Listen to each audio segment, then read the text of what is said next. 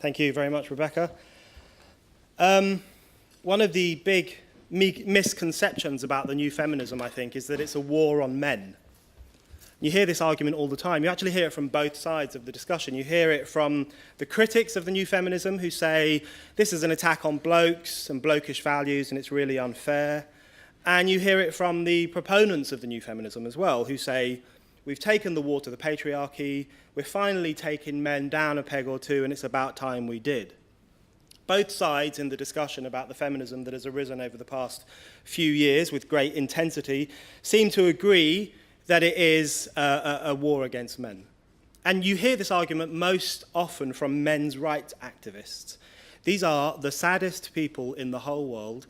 They live on the internet. They spend their whole day crying in discussion forums. And they blame feminism, and actually women really, for all their problems in their lives. The reason they can't get a girlfriend is because feminism has turned all the women into lesbians and bitches, and therefore they can't get a girlfriend. It's not their fault. The reason they can't get a job is because feminism has entirely feminized the workplace, and men are unemployable and have to just skulk the streets at night and all that kind of stuff. Really, that's where you hear it most, the most explicit idea that the new feminism is a war on men. I think it's really wrong to see the new feminism as a war on men, because I think, if anything, it is a war on women. The new feminism fundamentally and explicitly calls into question the ability of women to negotiate public life without assistance.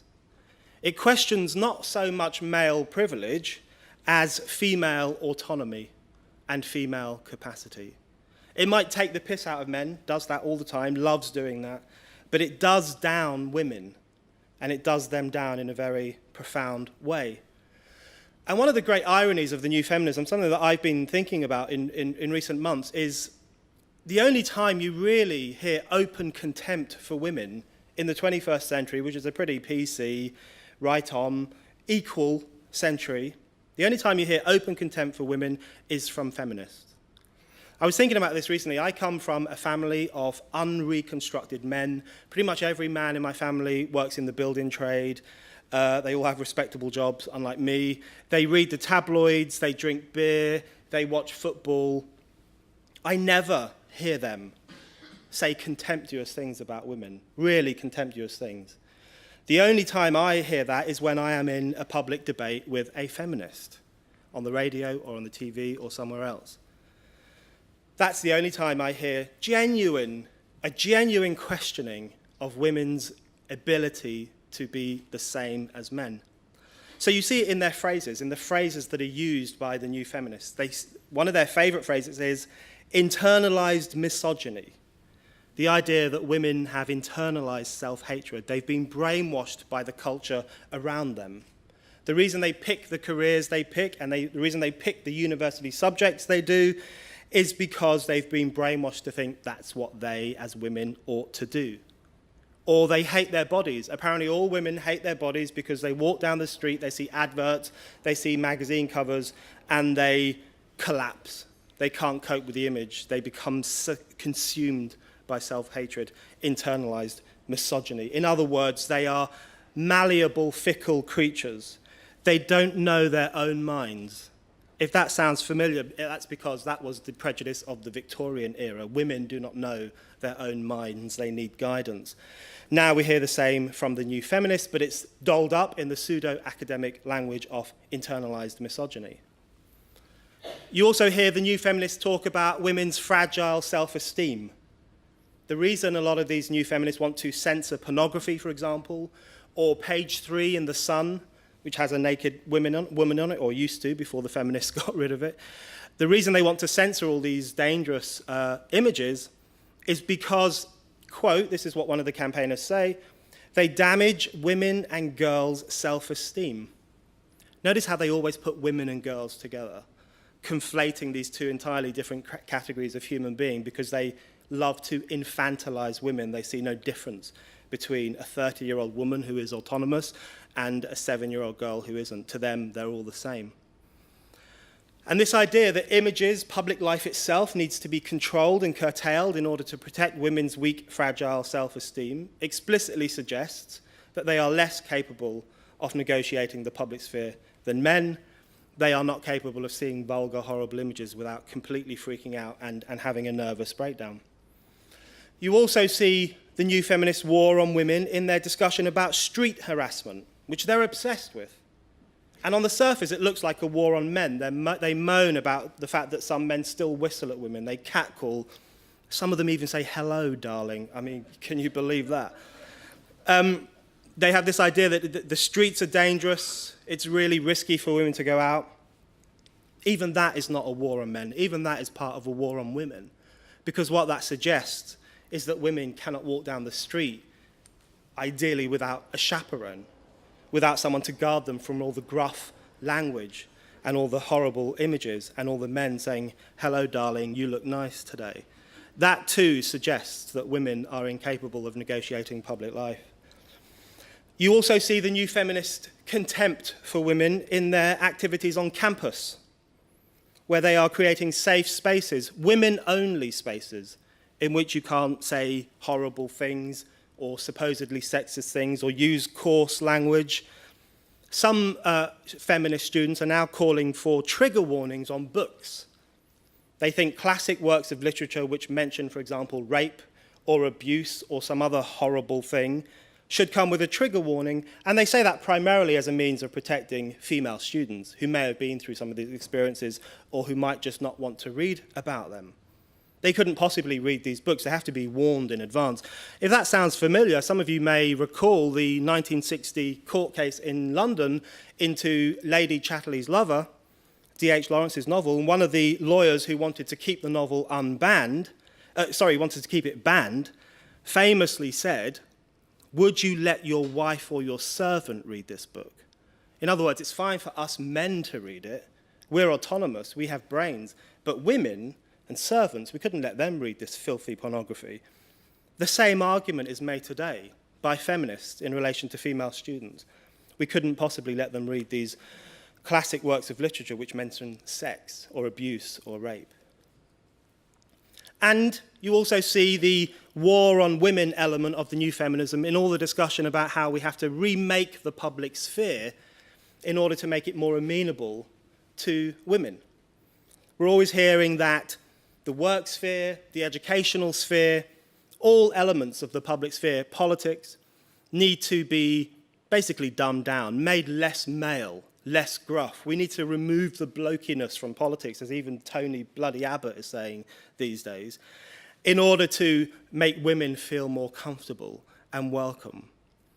What this really means, this idea that it should be politics and everything else should be less male, is that it should be less demanding, more consensual, softer, in order that women will feel at home. An extraordinarily patronizing idea to anyone, which I'm sure is everyone, who knows women who are not remotely consensual and in fact can be very argumentative and combative and all those things that men are as well. Meanwhile, if you look at new feminist books, there's a whole welter of new feminist books with titles like How to Be a Woman, Do It Like a Woman, A Book for Her, these awful, terrible dirges, which are kind of half self-help, half sassy, broad, a little bit of misery memoir thrown in, these really terrible books which have taken the publishing world by storm. If you read these, some of them are explicitly contemptuous of women. They devote a lot of their time and space to slagging off women, particularly women who shave, or who preen themselves too much, or who have plastic surgery. These women are really sneered at. They're looked down upon as having been brainwashed by porno culture, brainwashed by pop culture. They're stupid, they're vulgar, they don't know their own minds. That thing that was said about women 150 years ago is now said again by feminists. So I think the new feminism is actually a war on women, not a war on men. It represents, in my mind, a reversal of the enormous, wonderful gains that have been made for womankind over the past 150 or 200 years.